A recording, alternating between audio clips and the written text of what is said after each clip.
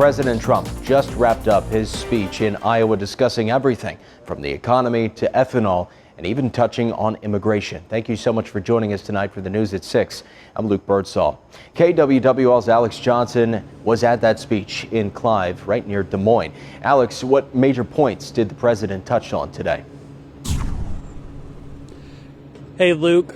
President Trump was actually late to the speech here at the Horizon Event Center in Clive. It was supposed to start at 3 p.m. and it didn't start until about closer to 4. The crowd did wait in anticipation and you could feel the excitement grow. The speech began after a standing room only event center roared to life with yelling, whistles, applause, and USA chants before President Trump began his speech. The start of the speech, he acknowledged the crowd and reminisced on the changes over the start of the year and dove into his, quote, big, beautiful bill that included President Trump saying that in his campaign he promised to support year-round E15, and today he said lawmakers in Washington are working on it.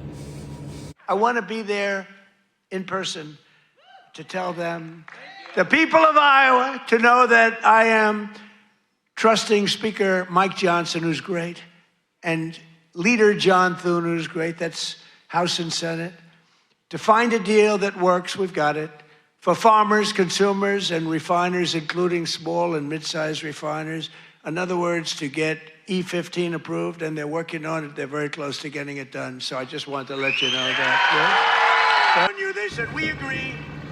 We agree. And then he acknowledged John Deere's president and dove into how John Deere is building his first fully built excavator in the United States. We got the chairman of John Deere here. Chairman and CEO, that's pretty good. I even signed a John Deere hat for him. He said, I'm going to put this in the museum. I said, that's good. No, it's a great company. And you just said you're opening up 2 massive plants because of tariffs. You're opening up one in North Carolina, one someplace else. And then you're expanding all over the place.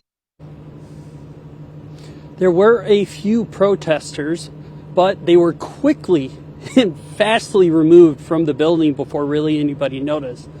Live in Clive, Alex Johnson, News 7, KWWL. All right, Alex, thank you so much.